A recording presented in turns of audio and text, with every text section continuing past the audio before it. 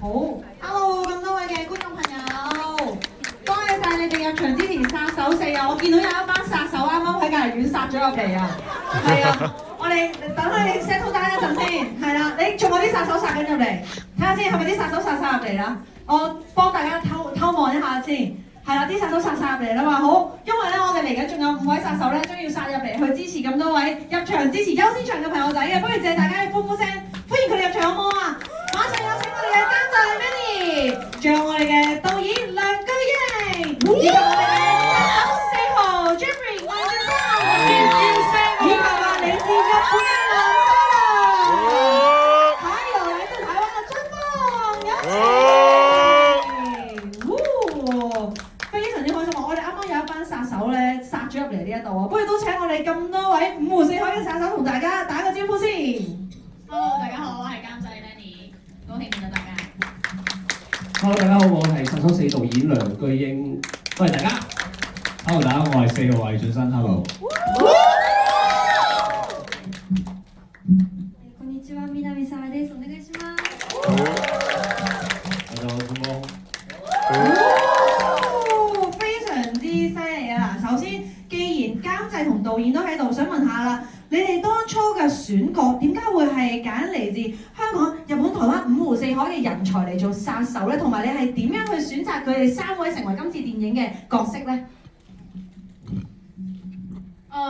因為其實喺故事調畫入嘅時候，我發現啊喺歐美嗰邊都有好多關於殺手嘅電影，這個殺手不太冷，有 John Wick。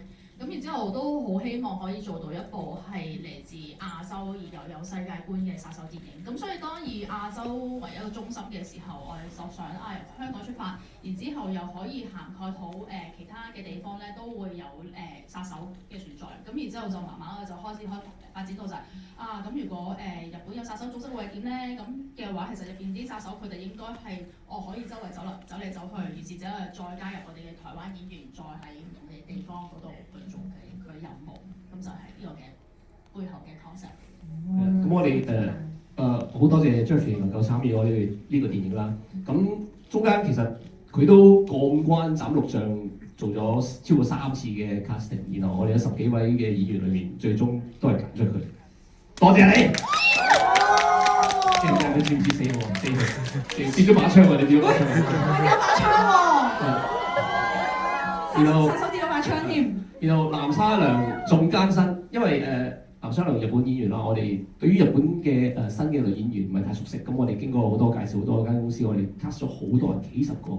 我記得有一次係我哋聽日要飛日本去 casting， 然後嗰邊就將個網址發俾我，然後我打20至30歲女仔有500幾個咯，所以我一晚都要睇晒所有，然後揀。咁去到後尾Sarah 我哋都做咗超過2次嘅 casting， 最尾都係揀咗佢。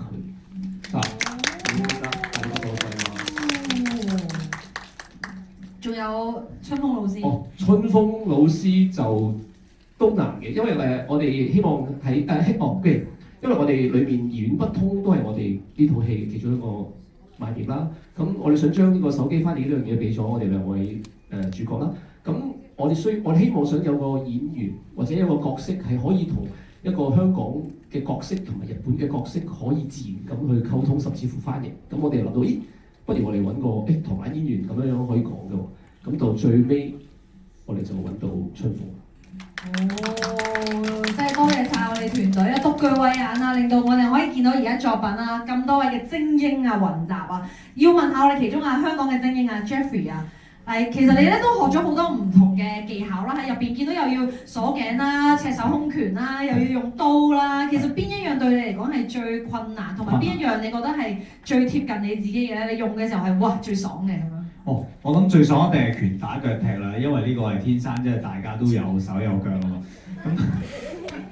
咁但係你話如果最困難應該係武士刀啊，因為武士刀咧佢唔係要劈落去嘛，即係武士刀一個正確嘅用法咧就係你係畫花啊嘛。咁所以你係即係你唔可以用一個好死力嘅嘢去做呢一樣嘢。咁我覺得當中嗰個剛柔並重係要攞得好恰當。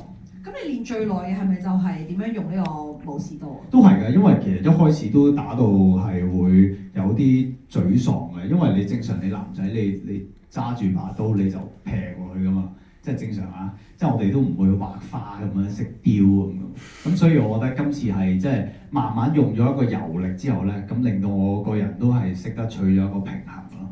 溫柔咗你個人都。同埋佢係力王嚟㗎，佢係你冇睇佢咁嘅樣，佢係超級暴力同超級大力。第一次佢訓練嗰陣，話導演你睇，即係我要為佢減力㗎咯。睇你下次咧，如果我哋嗰啲票房衝破一個數字嘅時候，就可能有一個Jeffrey 打沙包嘅儀式咁樣，睇可唔可以打爆晒啲沙包咁樣咯。好啊，票房好可以啊，好啊，多謝。嗱，咁就靠大家㗎啦，靠咁多觀眾㗎啦。嗱，咁當然啦，我哋既然有沙拿達嚟到香港，一定要問下佢嘅，就係今次同我哋 Jeffrey 啊合作嘅感想點樣咧？佢有冇特別做咗啲咩令到你覺得印象非常之難忘嘅嘢咧？會唔會初次見面嘅日文自我介紹已經好難忘咧？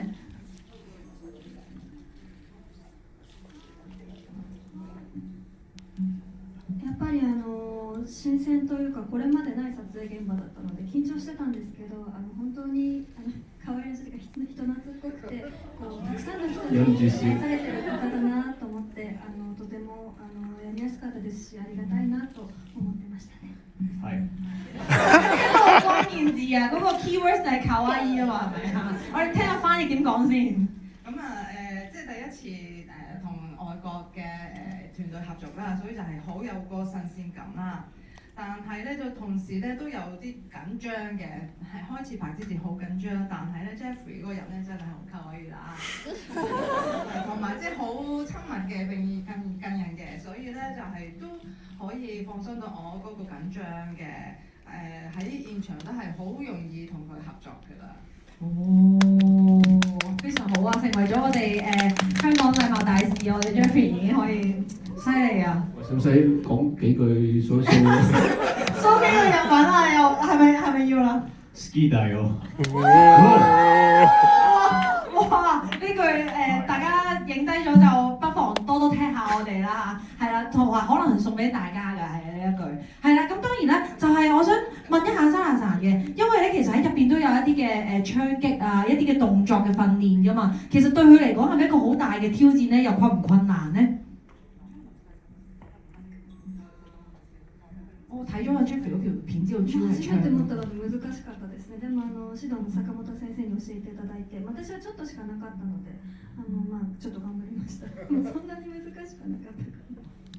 係啦，咁第一次攞槍啦，咁所以就係真係有啲困難嘅，但係武指嘅坂本先生就係教我嘅，所以就 OK 嘅解決到，都有啲少少困難嘅，都係好，我都好努力過㗎啦。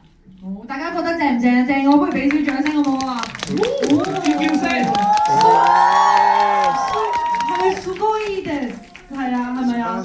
勁啊嘛，係啊，すごいです，係啦。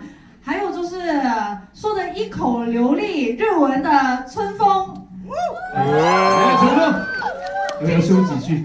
要不要修幾句？我不會講日文。聽說你不會日文誒，但我想說，對你來說，如果要，因為在電影裡面你沒有要打的成分哦，會不會覺得好可惜啊？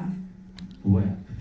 不會，那要你打，或者是要你背超級長的日文，對你來說那個更簡單。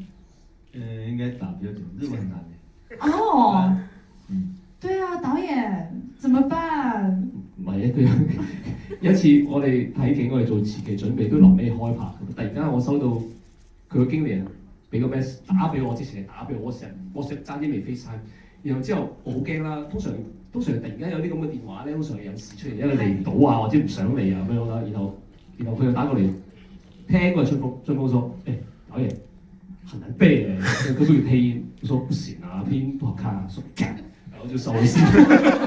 哎呀，但其實這次要演的是一個拉麵店的店長啊，對你來說有沒有什麼特質？你是覺得哦，當拉麵店老闆一定要這樣做的，我才會更貼切，或者是你拍攝的時候會不會吃了很多的拉麵呢？其實我在台灣開過拉麵店。哦，我找對人啦。錯，你找錯，我倒了。所以導演也是之前是不知道這個消息。我不知道，我覺得很久之前。哦，所以天生有嗰個氣質啊！佢已經有一個車喺度，我係拉麵店老闆咁樣。對，但我知道他有很多店啊，他在台北就有一個什麼珍珠奶茶店，我好想喝，他不賣給我喝，哪有？我生氣。沒事，我們帶着那個殺手師再到台灣去，你就可以再喝咯。好，嗱咁既然今日我哋咁多嘅殺手雲集喺呢度，都想睇下咁多嘅觀眾有冇啲咩問題想問一下我哋嘅團隊嘅。係啦，好，由於多過一位嘅朋友，所以我哋一齊放低手先，我哋到3聲啦，準備3、2、1，好，唔好意思，後面嘅朋友啊係我都有啲唔好意思，喺中間格仔衫嘅呢位朋友，係啊，你啊。我想問下沙拿澤佢喺呢個戲入邊咧，即係同你以前嘅戲好唔似啊。咁我想問你。你預備嘅時候咧，或者你收到 audition， 我 OK 啦，你今次有呢個 action movie 可以做嘅時候，你第一個反應同埋你有咩預備嘅情況咧？多謝。嬉しかったです。それこそ本当にアクション映画に出たいって挑戦してみたいってずっと思ってたので、割としかも今までやった役がこうテンションが低い役というかローな役が多かったので、本当に挑戦だなと思ってありがたかったですね。咁啊，接到呢部戲咧，真係好開心嘅，因為咧即係本身係一個新嘅挑戰啦，同埋本身係想做過呢個 action movie 嘅，不嬲都想嘅，所以就係成功接到咧，真係好開心啦。同埋之前啲角色咧比較嗰個情緒低調啲嘅角色多嘅。所以就係唔同 tension 嘅唔同角色嘅，都係呢個係一個好開心、好難得嘅事啦。仲可以俾我哋咁多位見到佢另外唔同嘅一面添啊！應該大家都會非常之中意啊，係咪啊？好，跟住我哋都再睇下其他朋友仔嘅問題先。我數3聲啦，準備3、2、1。佢哋啤住我啦，但係怪你哋，sorry。係我都係想問下藍莎良小姐嘅，因為今次你第一次可能同海外合作啦，我想問咧同香港 crew 咧，覺得即係喺香港嘅 crew 同日本嘅 crew 有啲咩唔同咧？工作上即係好有興趣知道。Thank you。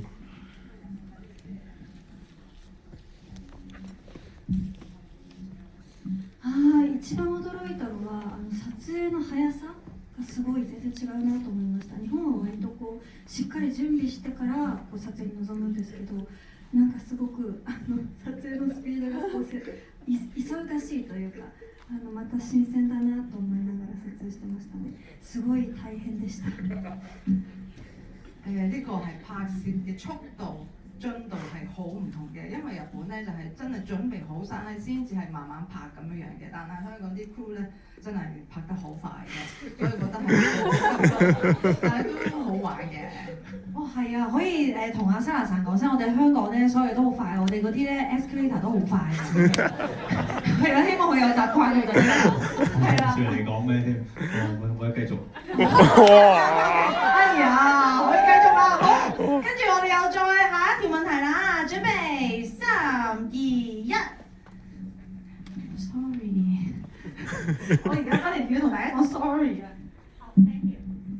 我好中意第一幕喺電車啦，同埋最尾嗰幕咧喺嗰啲剪影嗰度咧殺人，即係暴力得嚟又唔會好血腥。咁另外想問春風啦，咁佢用咗茶餐廳嘅做落山啦，跟住日本就用咗拉麵啦。咁如果你要推介導演開呢部殺手5俾你，咁你會推介台灣嘅咩美食同埋跟住地點啊？他問香港是車仔麵嘛，然後日本是拉麵。如果他說我拍殺手5的時候，不知道為什麼5啊？然後呢，如果在台灣拍，你會推薦什麼的餐廳來做你的總壇？隨便講一個。好難明白。很難挑哎，珍珠奶茶。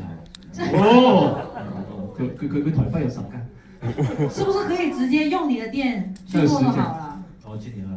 哦，你有拍下來了嘛？記得錄起來哦，然後分享給朋友，可以 tag 我們的電影哦 ，Road to Fantanta。OK， 對，打一下廣告哦，我們也要。對。好嗱，咁知道咗答案啦，我哋都仲有冇時間可以再問啊？喂，太好啦，咁我又再問喎，準備3、2、1。Sorry 啊。最高個位戴眼鏡嘅朋友仔，你啊，係你啊，佢好震驚啊！好，我爬山爬到嚟啦，你好。我想問下點解要將嗰啲錢要收落去嗰啲外賣盒度？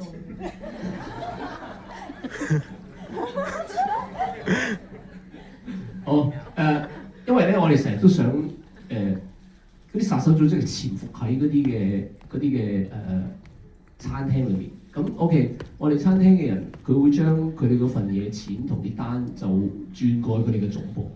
咁樣點樣可以攞住抽嘢而唔俾差佬鬥咧？咁就只可以當係賣外賣咁樣咯。嗰個概念係咁樣。而且我哋其實真係好想將所有嘢係融合。大家見到譬如見到招財貓有3個頭，你從來唔會見到3個頭嘅招財貓。咁招財貓喺你日本都係成日見到啦，香港其實每間餐廳都有。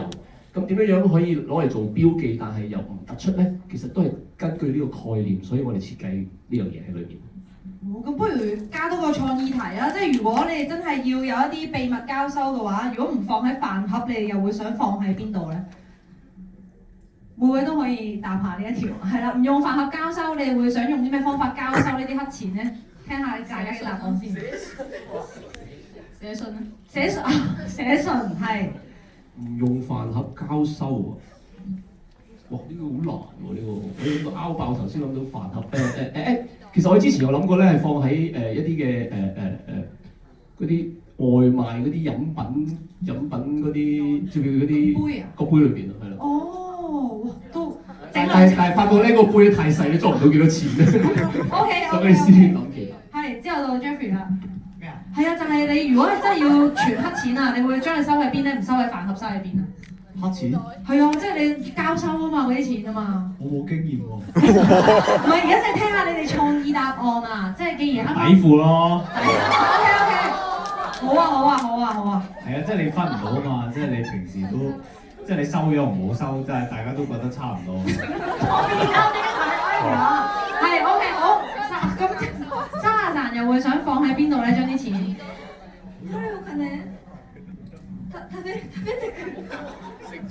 食咗佢。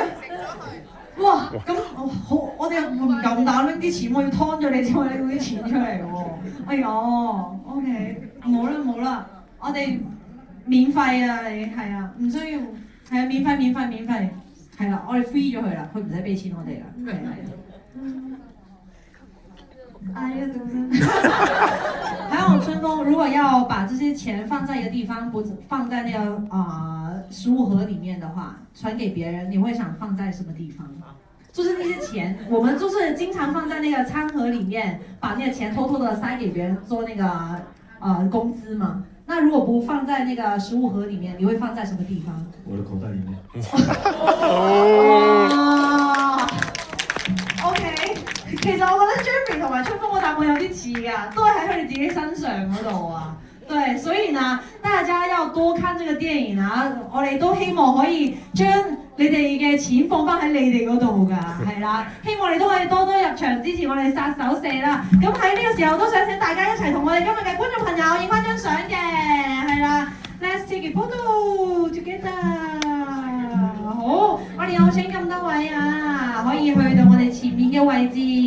最緊要就係12月，希望到時候正式上映喺戲院度可以再見到大家啊 ！Thank you，ありがとうございました。係啊，我哋咁多。